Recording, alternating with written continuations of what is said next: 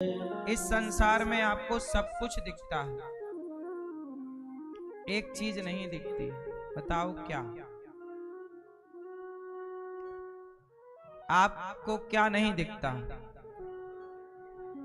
सब दिखता है। आप बताओ क्या नहीं दिखता? भैया आपको सब दिखता है? आंखें बिल्कुल ठीक हैं? तो बताओ, दिख रहा है सब चीज? ऐसा कुछ है जो नहीं दिखता? सब दिखता है। कुछ है जो नहीं दिखता है? भगवान नहीं दिखते? दिखते हैं। क्या नहीं दिखता आपको?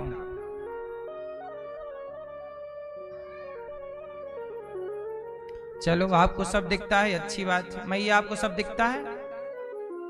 बोलो हाँ। क्या नहीं दिखता आपको?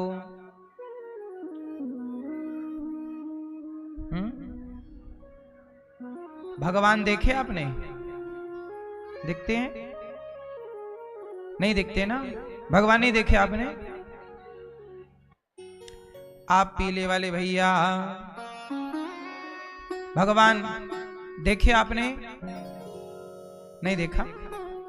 ये बगल वाली मैया, आपने भगवान को देखा? और आप देखें? आप भैया बगल वाले, भगवान दिखे? कल दिखे थे? कण कण देखा आपने? विराजमान है, ये बात तो सही। आपने देखे कि नहीं? आपने नहीं देखे हैं? कौन सास? एहसास हुआ आपको? एहसास?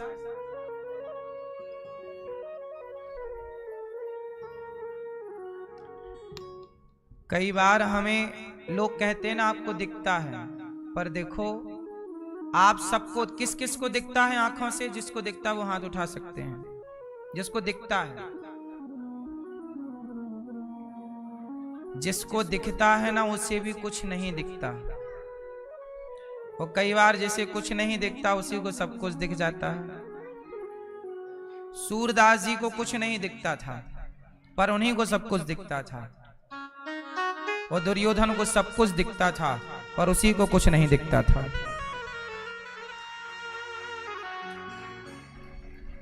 रावण की आंखें कितनी थीं? कितनी? 10 के 20। रावण की 20 आंखें थी। 20 आंखों से भी उसे कुछ नहीं दिखता था। 20 आंखों से भी उसे कुछ नहीं दिखता था। और हनुमान जी को 2 आंखों से सब कुछ दिख गया। विभीषण को 2 आंखों से सब दिख गया। 20 आंखों वाले को जो नहीं दिखा, वो 2 आंखों वाले को दिख गया। और कई बार 2 वाले को जो नहीं दिखता, वो अंधे को दिख जाता है। इसलिए कहता हूं कि इन आंखों से जितना आप लोगों ने अभी तक देखा है, जो देखा है वो तो बहुत छोटा, बहुत थोड़ा अभी तक आपने देखा है। बहुत कुछ इन आंखों से देखना बाकी है। कितनी आंखें हैं आपके पास? 2 हैं, सच बताओ। और भी कोई आंखें होती हैं? कौन सी आंखें?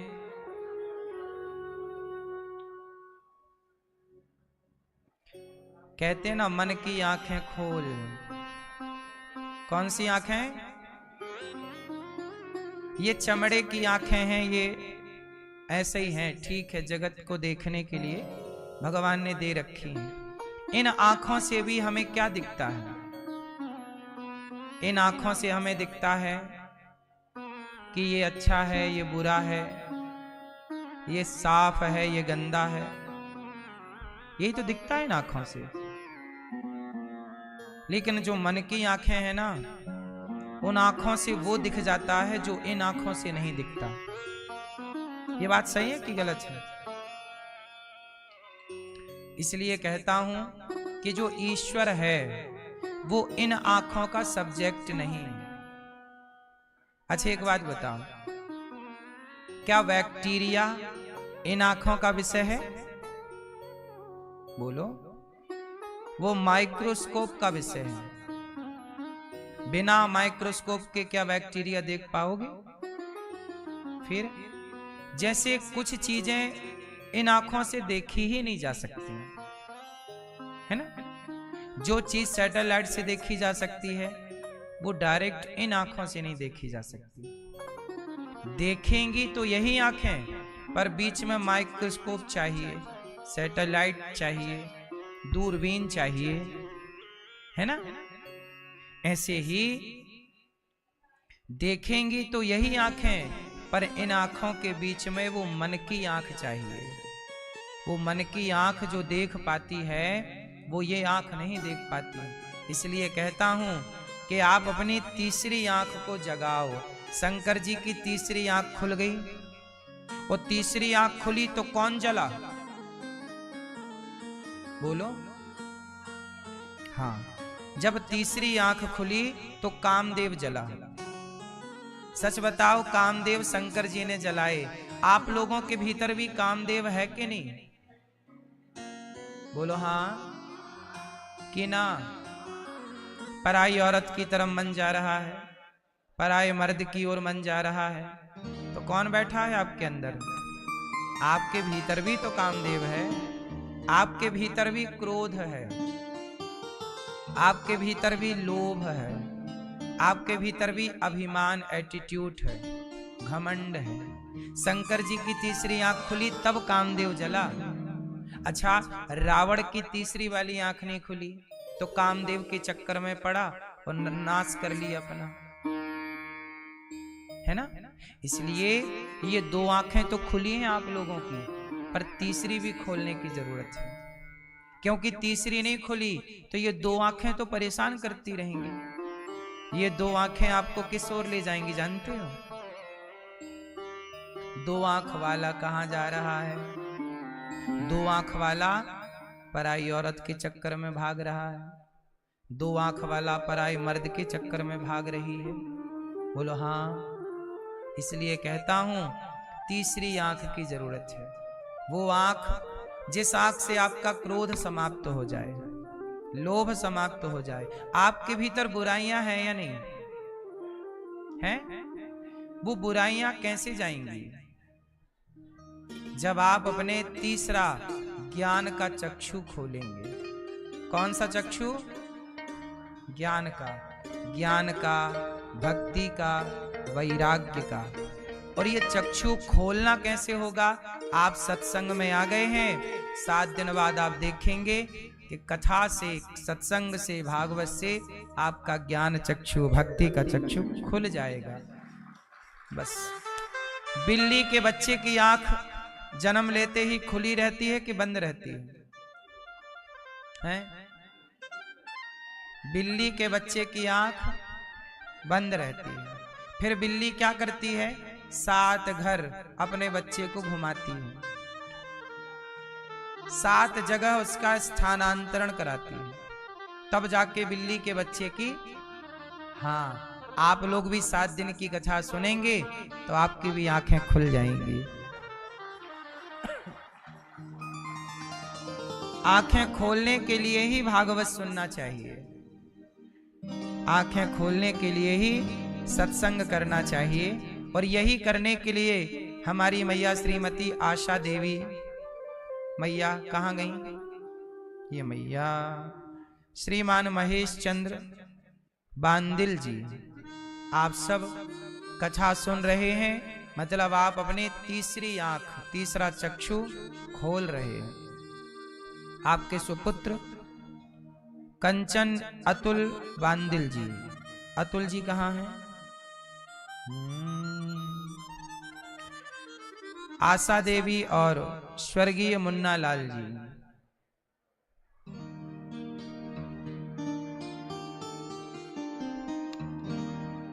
मतलब ननंद भौजाई दोनों का नाम आशा है। अच्छा, देवरानी जेठानी। अच्छा, एक लड़ाई तो होती नहीं होगी फिर। एक राशि वाली है ना, तो कोई विवाद नहीं है। अच्छा है।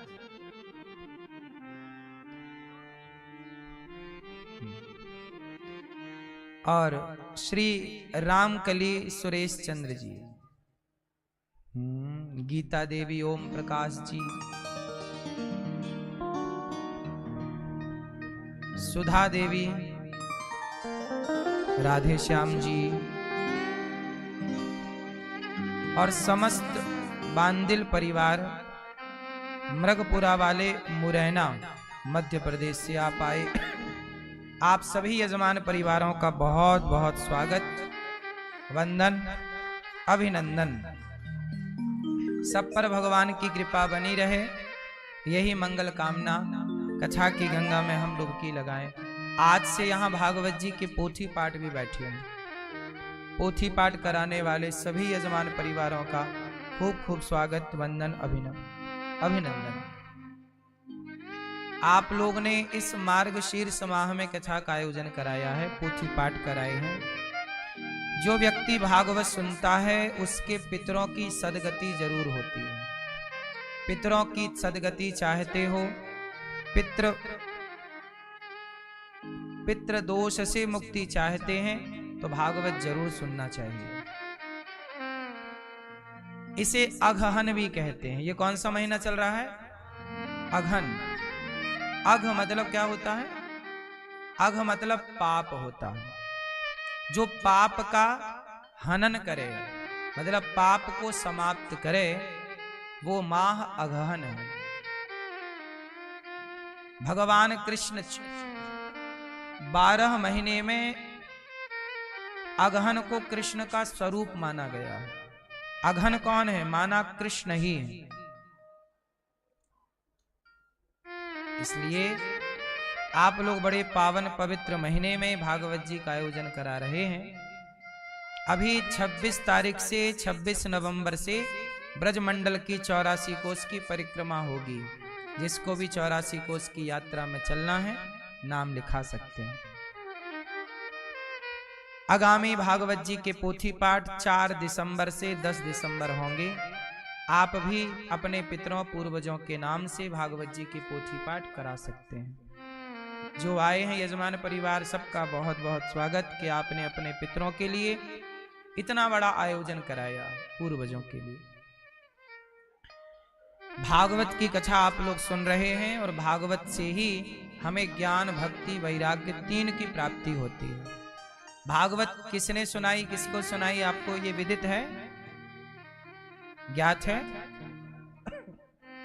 सबसे पहले भागवत किसने किसको सुनाई? सबसे पहले भागवत सुनाई भगवान श्रीमन नारायण ने ब्रह्मा जी को। फिर ब्रह्मा जी ने सुनाई अपने पुत्र देवर्षि नारद जी को। फिर नारद जी ने सुनाई वेदव्यास जी को। फिर वेदव्यास जी ने सुनाई शुकदेव जी को। और एक बार भगवान शिव ने सुनाई माता पार्वती को। तो वहां पर सुना सुखदेव जी ने, शुक तोता। फिर वो तोता अपनी मां के पेट में चले गए। और फिर 12 वर्षों बाद सुखदेव जी भगवान जब बाहर आए तब वेदव्यास जी ने उन्हें भागवत सुनाई। और वही सुखदेव जी ने राजा परीक्षित को सबसे पहले, धरती में सबसे पहले भागवत किसने किसको सुनाई? तो सुखदेव भगवान ने राजा परीक्षित को सुनाई। कहां सुनाई? शुकताल में। परीक्षित जी कौन है? अभिमन्यु के बेटा। अभिमन्यु कौन है? अभिमन्यु अर्जुन के बेटा। अर्जुन कौन है? पांडु के बेटा, पांडु पुत्र। पांडु कौन है? वेदव्यास जी के पुत्र। तो यह परंपरा सामान्य नहीं है। भागवत जो सुनाता है वो सुखदेव जी हैं और जो सुनता है वो परीक्षित हैं। अच्छा, परीक्षित जी ने भागवत क्यों सुनी? परीक्षित जी को एक संत का अपमान कर दिया था परीक्षित जी ने। परीक्षित जी ने एक सांप को उठाया, मरा हुआ सांप, और एक साधु के गले में लपेट दिया, समीक ऋषि के गले में। तो समीक जी तो समाधि में डूबे थे, उनके गले में सांप लटका के परीक्षित जी चले गए।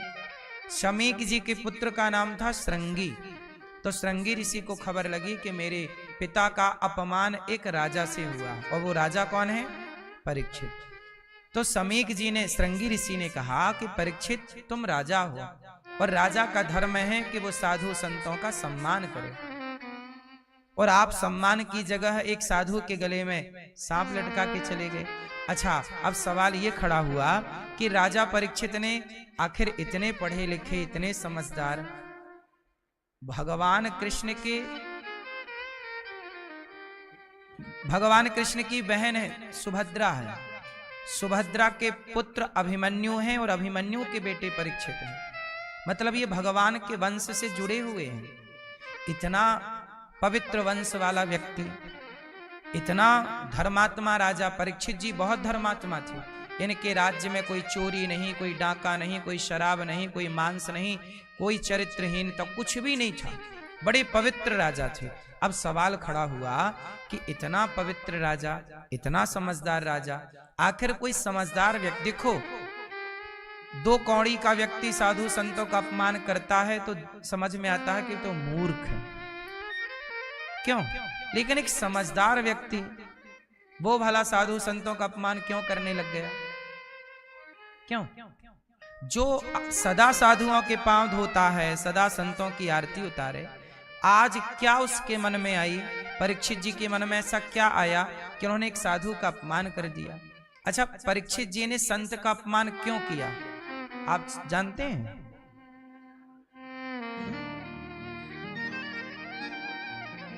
हैं? क्यों किया परीक्षित जी ने अपमान? क्योंकि परीक्षित जी के सिर पर अभी कलयुग घूम रहा है। कौन घूम रहा है? कलयुग कैसे घूम गया? तो बात पूरी ऐसी है कि एक दिन परीक्षित जी जंगल जा रहे थे शिकार खेलने। शिकार पहले के राजा महाराजा शिकार करते थे। अब आप कहोगे कि राजा लोग शिकार क्यों करते थे? राम जी भी तो शिकार करते थे। सीता जी ने कहा सोने का मृग लाओ, तो लाओगे कब? जब मारोगे तब लाओगे। तो क्या राम जी भी शिकार करते थे? क्या दशरथ जी भी शिकार करते थे? क्या पांडु भी शिकार करते थे? क्या परीक्षित जी भी शिकार करते थे? तो सुनो, पहले के राजा महाराजाओं को शिकार करने का अधिकार था। क्यों? जैसे डॉक्टरों को चूहे पर एक्सपेरिमेंट करना रहता है, क्या बिना चूहे पर एक्सपेरिमेंट किए, बंदर पर एक्सपेरिमेंट किए, क्या कोई भी डॉक्टर हो सकता है? उत्तर दीजिए। नहीं। डॉक्टर, ऐसा कोई डॉक्टर नहीं है जिसको पढ़ाई के दौरान चूहे पर एक्सपेरिमेंट ना कराया गया हो। कई बार तो बंदरों पर एक्सपेरिमेंट होता है, और भी कुछ जानवरों पर हो सकता है, मुझे उसकी जानकारी ज्यादा नहीं है। चूहा और बंदर की तो मुझे पता है कितना होता है। क्यों जी, बात सही है? है कोई आप में से डॉक्टर? नहीं। चूहे पर एक्सपेरिमेंट करते हैं कि नहीं डॉक्टर? बोलो हाँ। तो बताओ, चूहे पर जब एक्सपेरिमेंट करते होंगे तो चूहा मरता होगा, तो क्या डॉक्टर को हत्या लगेगी? बोलो, क्यों नहीं लगेगी? क्योंकि वह पढ़ाई का, शिक्षा का एक सब्जेक्ट है। क्यों भैया, सही है? मोबाइल वाले भैया गूगल पर सर्च कर रहे हो? नहीं कर सकते।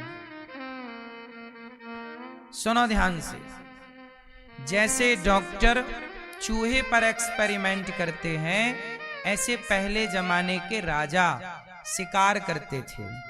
अच्छा, शिकार करने के 2 कारण थे पहले के राजा लोग। और सुनो, शिकार करने का अधिकार केवल राजा का था, मेरा और आपका, अर्थात आम पब्लिक का। अच्छा, राजा शिकार कर सकता था। शिकार करने के 2 कारण थे। कारण आप बता सकते हैं तो आप बताओ, राजा लोग शिकार क्यों करते थे? कारण, राजा लोगों को छूट थी कि आप शिकार करेंगे आपको शिकार का पूरा अधिकार है, आपको पाप नहीं लगेगा। जैसे डॉक्टर चूहा मारेगा तो वो अपनी शिक्षा के कारण। ऐसे राजा लोग शिकार क्यों करते थे, इसके दो कारण थे। पहला कारण कि जंगल में कुछ दुष्ट प्राणी हो जाते थे। पता है आपको, शेरों में भी कुछ दुष्ट शेर होते हैं जो सबको परेशान करते हैं। हिरण में भी कुछ दुष्ट हिरण होते हैं, जो एक हिरण बलवान है तो वो दूसरे हिरणों को परेशान करता रहेगा। तो राजा का धर्म था कि राजा के लिए जंगल का पशु और पक्षी भी उसकी प्रजा है। राजा का शासन केवल मनुष्यों पर नहीं, पशु पक्षियों के लिए भी वो राजा है, सबका राजा है। तो जो उद्दंडता फैलाए जंगल में, उस पशु को मारना राजा का धर्म है। बोलो हाँ। जैसे आपने पुराने टाइम पे देखा होगा, गांव में कुछ बैल होते थे, बैल और कुछ गाय, वो ज्यादा ऊधम मचाती थी। तो किसान लोग क्या करते थे, उसके गले में इतना बड़ा डंडा डाल देते थे, नीचे लटक, उससे वो दौड़ती नहीं थी। फिर आप में से कितने लोग पहले ये सब देखे हैं? ऐसा ना मैं झूठा पड़ जाऊं ना, आज के लड़के नहीं जानते सब चीजें।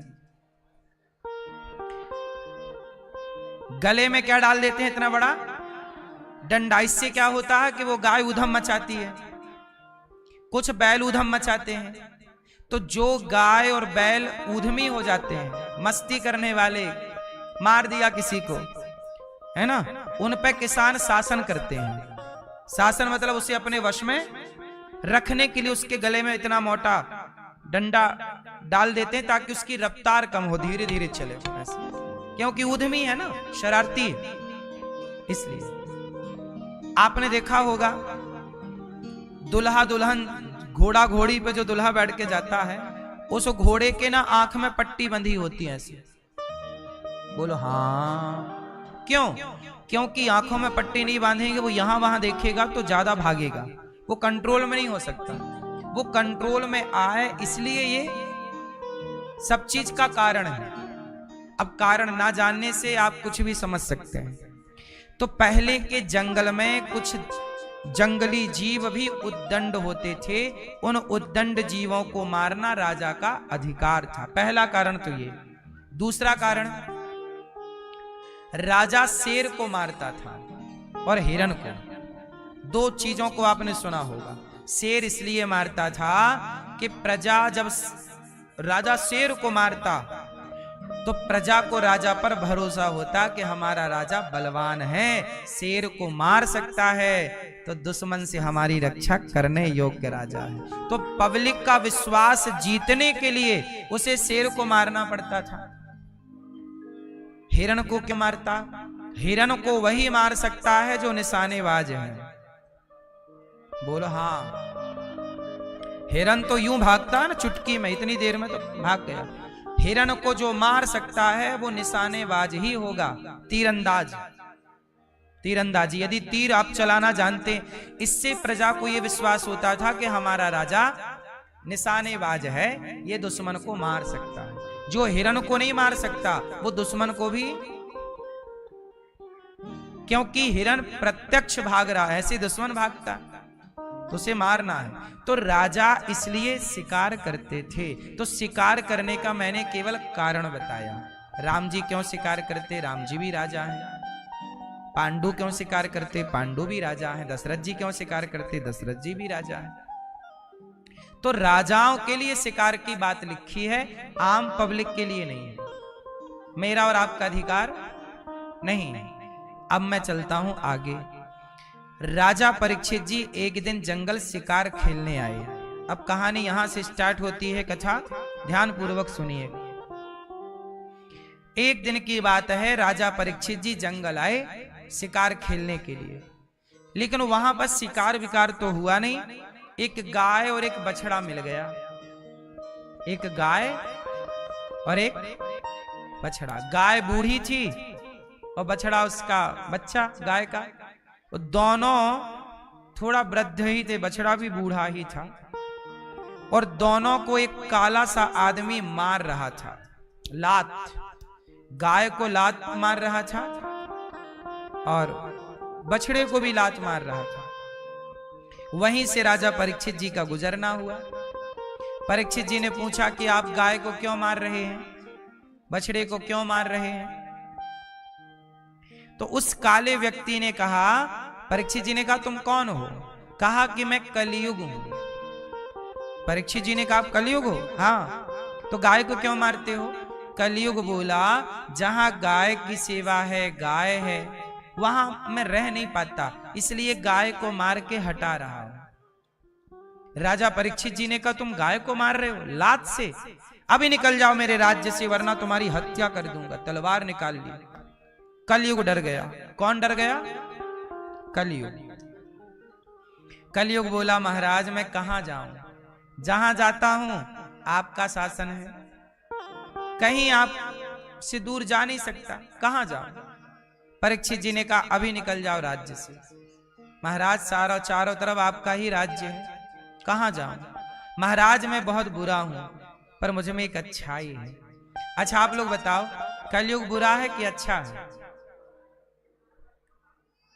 वो मैया सो रही है पीछे वाली, एक गई मैया। राम राम। ना सो मेरी मां। सुनो, अच्छा ये बताओ कलयुग अच्छा है कि बुरा है? क्या है? अच्छा कि बुरा? मैया कलयुग अच्छा कि बुरा? कलयुग बुरा कि अच्छा? कलयुग बहुत अच्छा है। कलयुग कैसा? अच्छा। कलयुग में क्या अच्छा है? मैया बताएंगी, पीली मैया। कलयुग में क्या अच्छा है? हैं?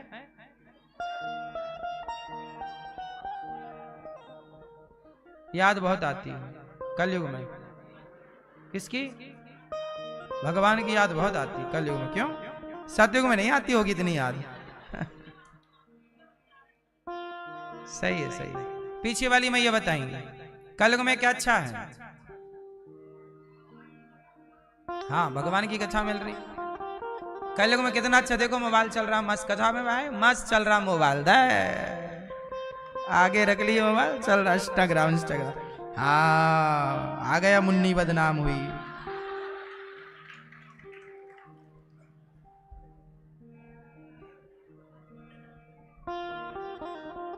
सुनो, कलयुग में सबसे अच्छा है कलयुग केवल नाम आधारा। कलयुग इतना अच्छा है कि सतयुग त्रेता द्वापर में जो सदगति बड़े जप तप यज्ञ से होती थी, कलयुग में वही अच्छी गति केवल भगवान का नाम जपने मात्र से हो जाती। कोई प्रेम श्रद्धा भाव से नाम जपे, केवल श्रीमन नारायण श्री कृष्ण राधे कृष्ण श्री कृष्ण गोविंद हरे मुरारी। कोई प्रेम से नाम जपे तो नाम के बल पर वह भव से, किसके बल पर? किसके बल पर?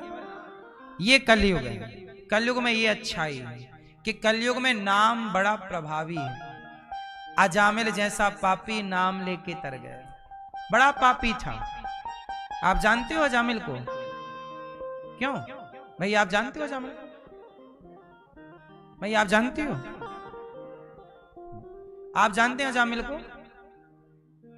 आपके पड़ोस में रहता था। अजामिल जैसा पापी भी नाम के बल पर तर गया। बड़ा पापी था, पराई औरतों के संग जुआ खेलना, मांस खाना, कोई ऐसा गलत काम था नहीं कि जो उसने ना किया। लेकिन मरते समय धोखे से नारायण उसके बेटे का नाम निकल गया, तर गया। ये कलयुग की अच्छाई है। बात समझ में आई?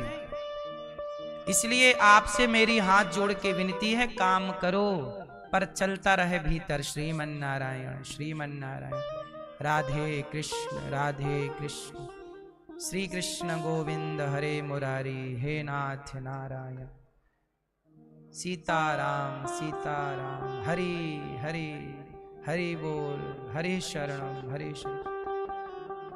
विष्णु विष्णु, जो भी नाम अच्छा लगे, ओम नमः शिवाय, ओम नमः, जो अच्छा आपको लगे। एक नाम, भगवान के सारे नाम प्रिय हैं, आप नाम जपते रहो, काम करते रहो। कलयुग बहुत अच्छा है, बोलो हाँ। राजा परीक्षित जी से कलयुग बोला कि मैं अच्छा हूं, मेरे में ये विशेषता है।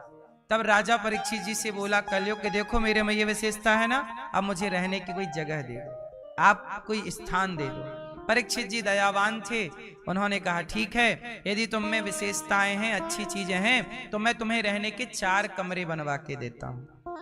अब राजा परीक्षित जी ने कलयुग को 4 कमरे दे दिए। ये राजा परीक्षित जी ने इसलिए दिए कि उस जमाने में ये कमरे थे ही नहीं।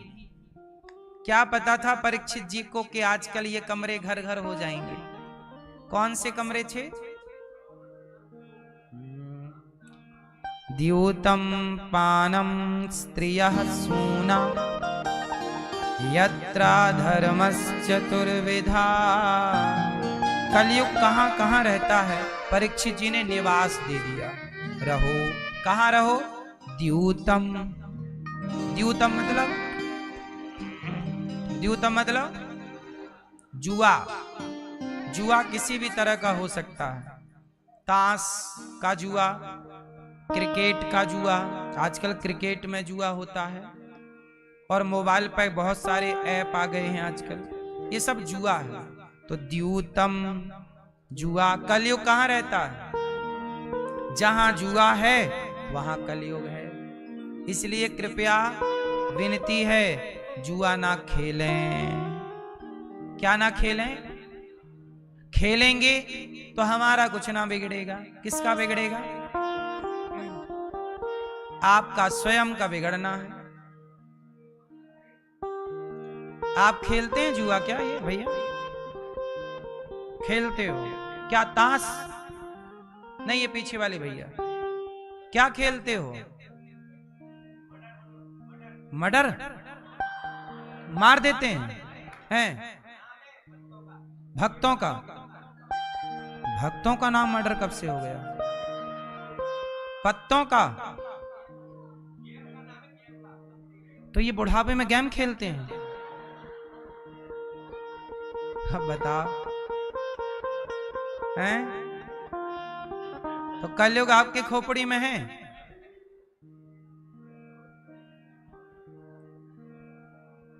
जुआ खेलोगे बुद्धि भ्रष्ट हो जाएगी। जुआ खेला था कौरवों ने, जुआ खेला था पांडवों ने।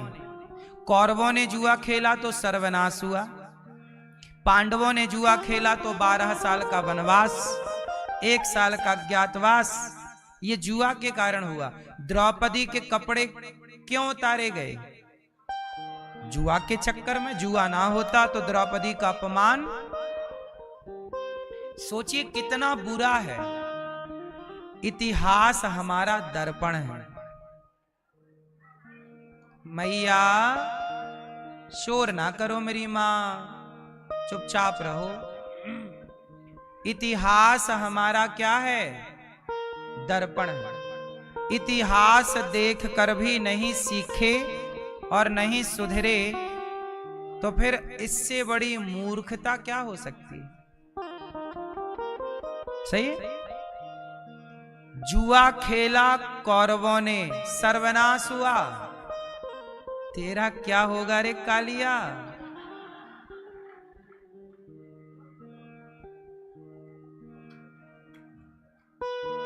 जुआ खेलोगे तो क्या होगा?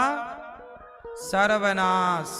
इतिहास साक्षी है, ये हम नहीं बोल रहे हैं। क्यों? जब हम जानते हैं कि ये गलत है। क्यों जाना? क्यों जाना?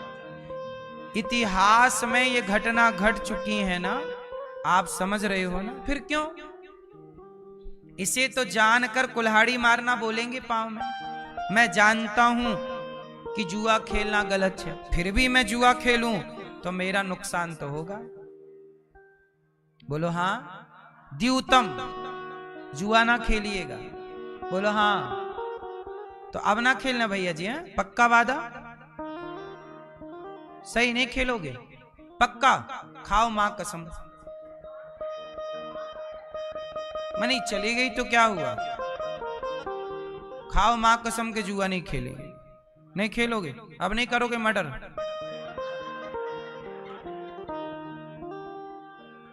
द्यूतम घरवाली हैं,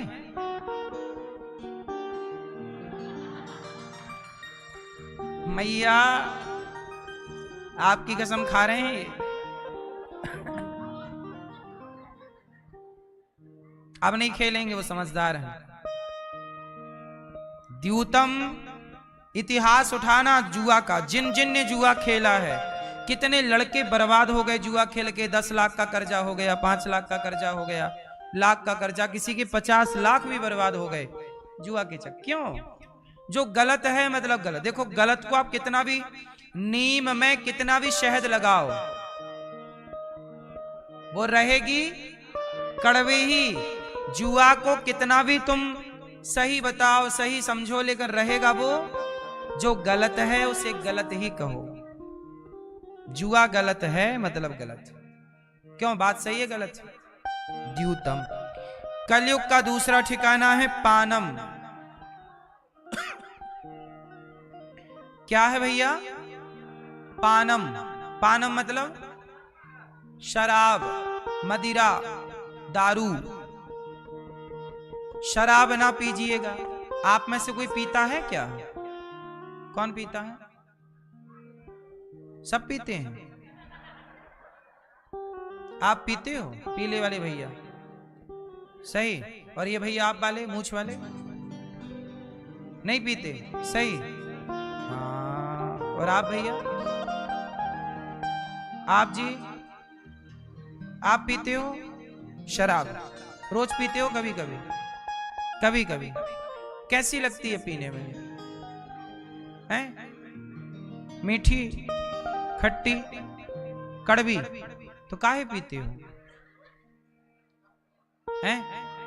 कड़वी चीज पीना है तो जूड़ी ताप पी लिया करो, अच्छी चीज जूड़ी ताप। क्यों? जूड़ी ताप एक दवाई है ना बुखार की, बड़ी कड़वी रहती है।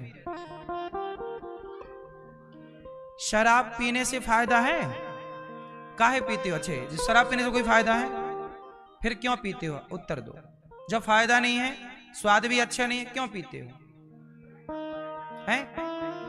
हैं? सब लोग चुप रहो, इनको बोलने।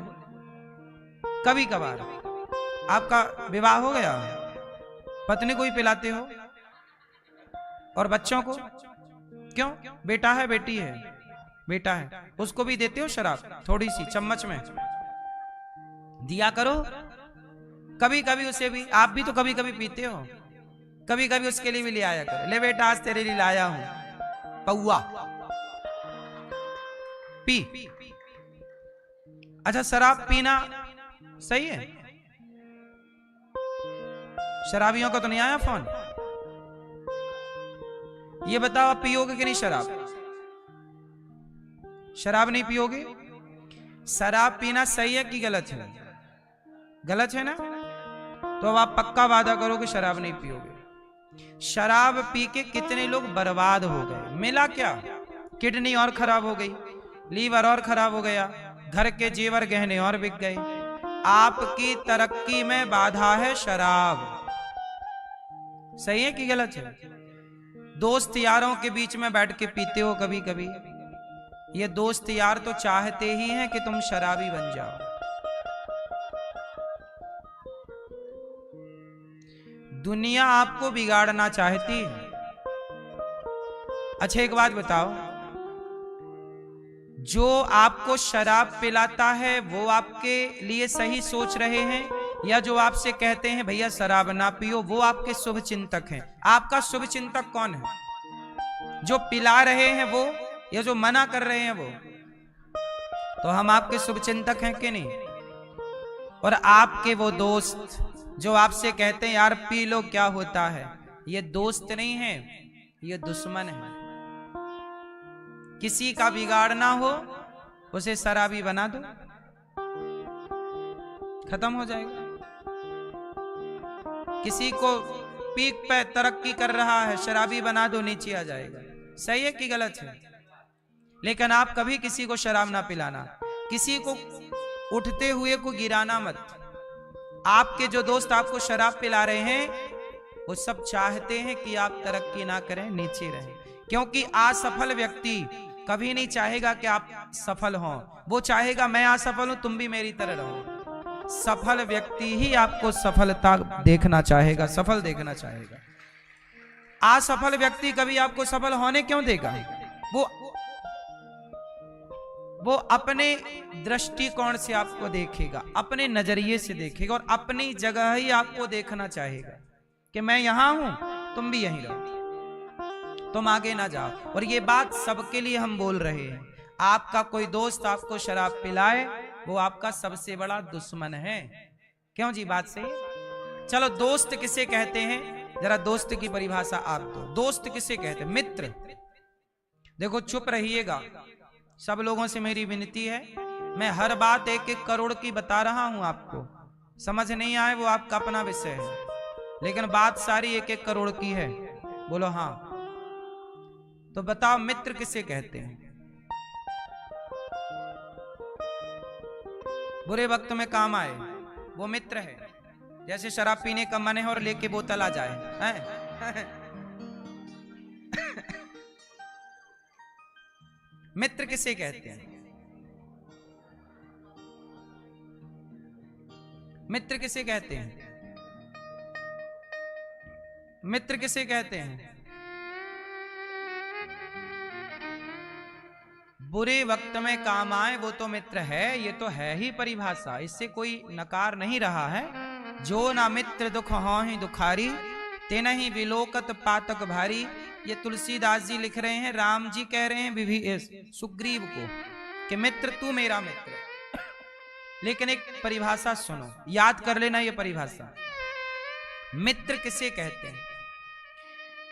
जो, अच्छा एक बात बताओ, इतिहास में एक मित्रता याद की जाती है। एक मित्रता तो कृष्ण और सुदामा की है, लेकिन एक मित्रता कर्ण और दुर्योधन की है।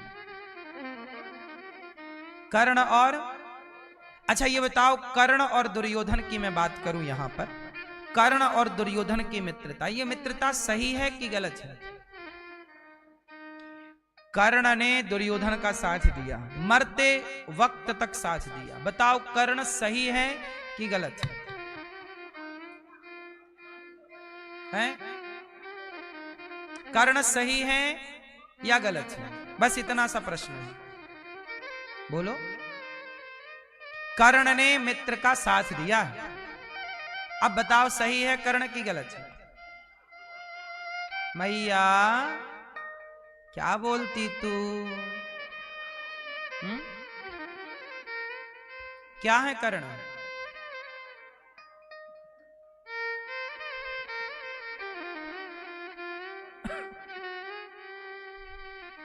सुनो, कर्ण सही है कितने लोग स्वीकार करते हैं? हाथ उठा के बताओ, कर्ण सही है। कर्ण गलत है कितने लोग स्वीकार करते हैं? कुछ लोग कह रहे हैं कर्ण गलत है, कुछ कह रहे हैं सही है। आओ इस पे पूरा विश्लेषण कर लेते हैं।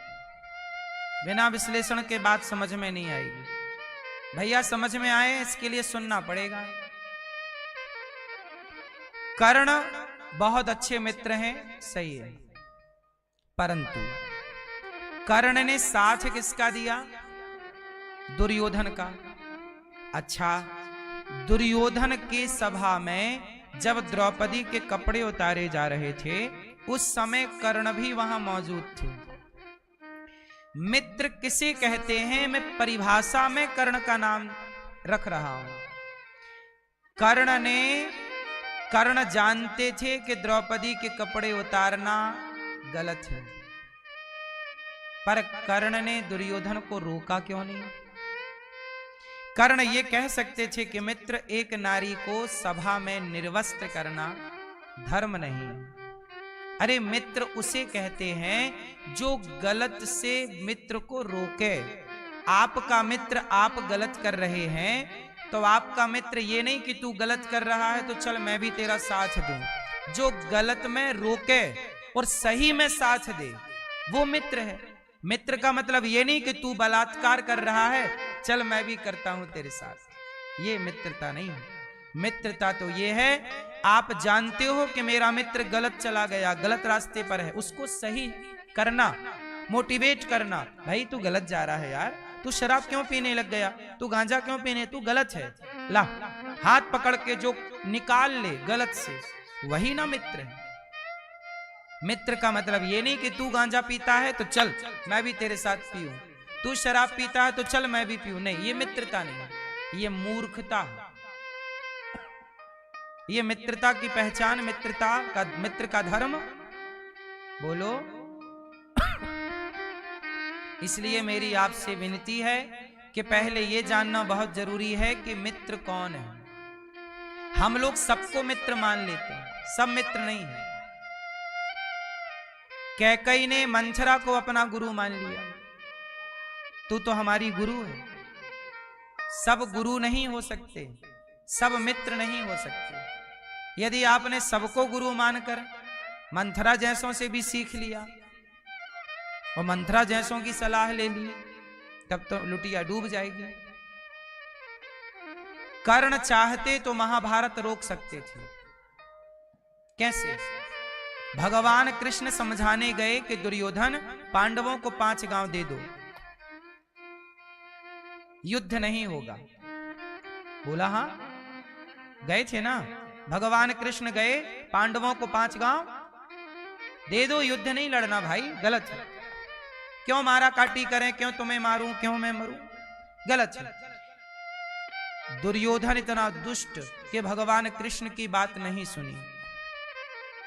अच्छा, कर्ण चाहते तो दुर्योधन को समझा सकते थे, क्योंकि कर्ण की बात दुर्योधन मानता था। कर्ण चाहते तो बोल देते कि यार युद्ध करना समाधान नहीं है, तुम पांडवों को 5 गांव दे क्यों नहीं देते, तुमने उनकी सत्ता लूट ली है, तुमने उनका इंद्रप्रस्थ ले लिया है, 5 गांव दे दो ना। चाहता तो कर्ण ये कह सकते थे, पर कर्ण खुद नहीं चाहते थे कि युद्ध रुके, क्योंकि कर्ण को एक लालच था स्वयं को श्रेष्ठ धनुर्धर बनाना, और स्वयं श्रेष्ठ धनुर्धर कब बनेंगे, जब अर्जुन मरेंगे। तो ये चाहते ही थे कि युद्ध, याद रखिएगा कई बार आपको कुछ लोग सलाह देते हैं, कई बार उनकी सलाह में भी स्वार्थ होता है। कुछ लोग क्या होता है, जब आप अपने पिता से लड़ते हो, जब आप अपने भाई से लड़ते हो ना, तो गांव के, समाज के, परिवार के कुछ लोग आपको समझाते हैं, यार तू सही है, तू सही है, हाँ तूने क्या गलती की, तेरा भाई गलत है। अब ये लोग जो समझा रहे हैं ना, ये सारे शकुनी हैं, ये सारे क्या हैं, ये सब शकुनी का अभिनय कर रहे हैं। अरे इन लोगों को बोलना चाहिए कि भाई तेरा भाई है यार, लड़ाई हो गई, कुछ कह दिया, क्या बात, चलो गले मिलो। जो गले मिलाए वही ना इंसान है। जो तुम्हारी लड़ाई में, कई लोग तुम्हारी लड़ाई का फायदा उठाते हैं और वो चाहती हैं कि तुम एक ना हो पाओ, क्योंकि तुम्हारे लड़ने से उनका, यही अंग्रेजों ने किया था, फूट डालो शासन करो। इतनी सी बात तुम समझ नहीं पाए, इतना सा तुम देख ना पाए, इसलिए तो हम कहते हैं कि तुम्हारी आंखों से कुछ दिखता है तो कुछ नहीं दिखता। तो जो नहीं दिखता वो भी दिखे, इसके लिए सत्संग करना चाहिए। समाज में ऐसे लोग हैं जो आपके भाई भाई में, पति पत्नी में, माता पिता में, परिवार में फूट डालना चाहते हैं। बोलो हाँ। अब जैसे एक छोटा सा उदाहरण मैं आपको देकर समझा दूं, हो सकता है मेरा ये उदाहरण गलत हो, सही हो तो आप समझ लीजिएगा, गलत हो तो मेरी बात मुझे वापस कर दीजिएगा।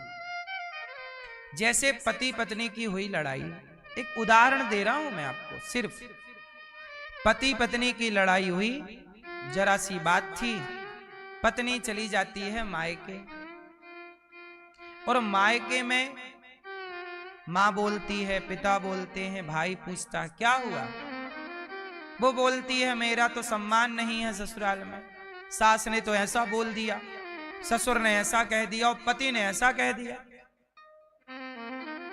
उस समय लड़की के माता पिता क्या बोलते हैं, अरे तेरे पति की हिम्मत कैसे हुई कि ऐसा कह दिया, तेरी सास की हिम्मत कैसे हुई ऐसा कह दिया। समझ लो कि इस तरह समझा रही है यदि मां, तो ये मां नहीं है, मां के रूप में मंथरा है। समझाना ऐसे चाहिए कि बेटा लड़ाई सबके घर होती है, सास सबकी ऐसी ही होती है, पति पत्नी में लड़ाई ऐसे ही होती है। बेटा दो बात तुम सुन लो, दो बात बुला लो अपने दामाद को, प्यार से समझा दो कि भैया हमने अपनी बेटी आपको दी है। जिस बेटी ने माता पिता परिवार का त्याग किया है अपने पति के लिए, उस पति का धर्म है कि वो अपनी नारी का सम्मान करे, वो नारी की इज्जत करे। इस तरह से समझा बुझा के भी बात बन सकती है, लेकिन आदमी वहां अकड़ जाता है और उस अकड़ में अपने हंसते खेलते घर में आग लगा के और पूरे रिश्ते समाप्त कर लेता है। और फिर लोग उम्मीद करते हैं कि चलो जी तुमसे तलाक लेंगे, और तलाक लेने के बाद साल 2 साल के अंदर आप दूसरा लड़का ढूंढने लग जाते हैं। तो क्या गारंटी है कि जो दूसरा वाला मिलेगा वो नहीं डांटेगा, या दूसरी वाली जो औरत आएगी, पत्नी आएगी, वो तुम्हें कुछ अपशब्द नहीं कहेगी? इसकी गारंटी कौन लेगा? सारी जिंदगी बर्तन यदि एक साथ हैं तो खटपट होगी। बोलो हाँ। घाव हो जाता है तो हम घाव होने से हाथ नहीं काटते, उस पर दवाई करके उसका इलाज करते हैं। रिश्ते खराब हो गए तो रिश्ते त्यागते नहीं हैं, उन्हें समझा बुझाकर ठीक करने का प्रयास करते हैं। और ठीक क्या नहीं हो सकता, ठीक क्या नहीं हो सकता ये बताइए? बोलो मां मेरी मैया, ठीक क्या नहीं हो सकता? टूटी हड्डी जुड़ सकती है, तो टूटे रिश्ते क्यों नहीं जुड़ सकते?